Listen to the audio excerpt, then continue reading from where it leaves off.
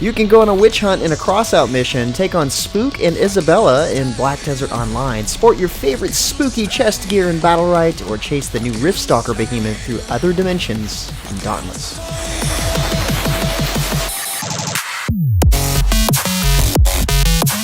What's up, guys? James Ballin here with a weekly recap for gaming news and announcements for the week of October 19th, 2018. Sorry about last week's recap. Right at the very last minute when I was about to put the recap together, I came down with a very nasty virus that put me out for a couple of days. But really, the only thing you missed last week is the launch of MapleStory 2 news and more of what we have this week, which is a ton of Halloween-themed updates and events. So starting at the news this week, Battlerite is definitely due for a Halloween-themed event called the Curse of the Night, starting this week. The map will receive a Halloween-themed makeover and will feature new objectives called Trick or Treat Shrines, which give players a random buff or debuff. Here you might be turned into a black cat with increased movement speed, or a ghost who fears players who get too close. More unfortunate players may be frozen in place for a few moments. The Halloween patch also brings in private game lobbies and a new champion named Rakan, the Crypt Warden, a melee fighter who consumes the souls of his enemies. Both Battlerite and Battlerite Royale players can expect event quests, unique Halloween weapons, avatars, mounts, and 3 new legendary outfits. You'll be able to unlock these through creepy chests or spooky chests obtained by completing event quests. The spooky chests can be bought with in-game currency, and the cosmetic items themselves can be bought outright with premium currency if you want. Not quite on the same level as Fortnite, but you know, it's on the right track. Black Desert Online is also joining in on the Halloween fun with 2 event bosses for players to tackle. Isabella, the Black Witch, returns from last year's event alongside a new boss, Spook. Spook randomly spawns around the world, and defeating him drops valuable items like black fabric, memory fragments, golden pearls, black stones, and more. All character levels can actually battle Spook as he adapts to the strength of his opponent. Players over level 56 can fight a much harder version of the fight, if they so desire. Isabella, on the other hand, will now have fixed spawn times instead of random spawn times, allowing players a lot more time to prepare for her. Of course, defeating her will net players Halloween gift boxes, witches' bloody brooches, silver, and more. The fabrics can be traded for special Halloween costumes and an elusive black leopard armor design bundle. As mentioned in past recaps, Kakao Games and Pearl Abyss announced that at TwitchCon 2018 on October 26th through the 28th, the upcoming Archer class will be shown off in Black Desert Online. Visitors will be given a free game key, and there will also be a full event live stream schedule featuring BDO Guild 3v3 tournament finals and a handful of giveaways. This event will mark the first time the Archer class will actually be shown off publicly, and visitors of their booth will also be able to get their hands on the Dragon expansion, which is pretty cool. Like every other game in this week's recap, and on the planet likely, Closers has a Halloween event as well. Spooky and stylish costumes are available for your favorite characters, which can be unlocked by collecting tokens from bosses.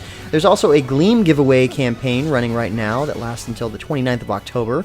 All you have to do to enter is to play 2 hours of Closers on Steam, and the lucky grand prize winner will receive a Razer Blade 15-inch laptop, with 4 runners-up receiving the Meister bundle, which is valued at $150. The newest member of Closer's cast, Soma, will also join the roster on October 30th, the following day. Likewise, the next major update for the console version of Tera, the Deathwrack update, is coming on October 30th as well. This free update offers 2 new dungeons, new Misery and Deathwrack gear sets, Guild vs. Guild PvP, customizable skill chains, and skill updates for the Warrior class. Tera's Halloween event is also underway, as you can imagine, and there's still plenty of time to get in on it. Stashes of sweets needed to be defended from monsters, and those who succeed will be rewarded with even more candy. Reward candy can be used in the game to shop and purchase various spooky masks and accessories, as well as 2 special prizes: the Looting Ghost Pet Boo, and the Bone Shaker Ground Mount, which is always popular. It's only available during the Halloween event. On a similar note, Guild Wars 2 most celebrated and time-honored tradition is back as of October 16th, the last couple of days, the Shadow of the Mad King. Lasting until November 6th, a host of fun, spooky Halloween-inspired events will take place. Reaper's Rumble makes a return for the first time since the initial Guild Wars 2 Halloween event, pitting players against one another in a fast-paced PvP action where players recover pumpkins and spawn hordes of skeletons to destroy the enemy base. Mad King's Raceway is a new event for 2018, but it's built on the same map as Reaper's Rumble and showcases the star mount of the current living story, the Roller Beetle, of course. Included in the events update are 3 new weapons inspired by real-world horror tropes: a syringe dagger called the Cure, a lightning rod players can use as a sword called Soul Conductor, and a butcher knife axe called Revenge. Players who have completed Episode 3 of the Living Story Season 4 can delve into the ancient rivalry between Mad King Thorn and Apollo Joko through a new collection achievement. Definitely look forward to that. Next up, the Dark Harvest has begun in Ramsgate in Dauntless, and the city has been shrouded in an unrelenting night.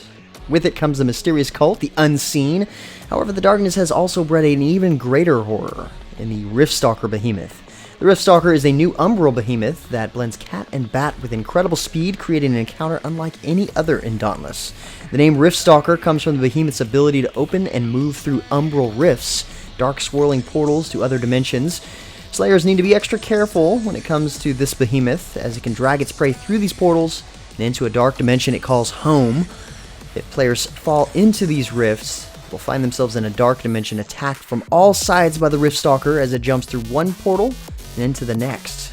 Players that live up to the challenge and defeat the Riftstalkers can gather umbral trophies to create a new set of behemoth armor and weapons. Additional details on both can be found in the blog post linked below.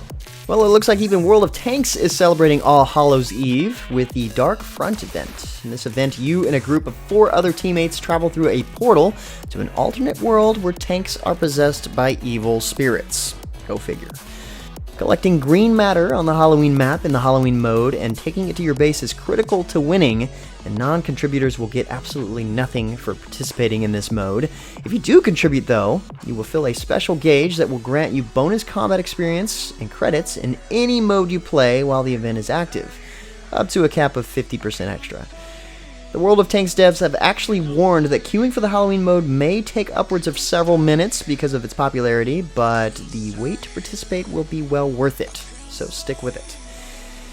In a quadruple dose of Halloween news, because it never ends this week, Crossout is also hosting an event that will last until November 1st. Players who participate in 2 special missions will receive tricky treats, which can be traded for decorative items including stickers and colors for their vehicles.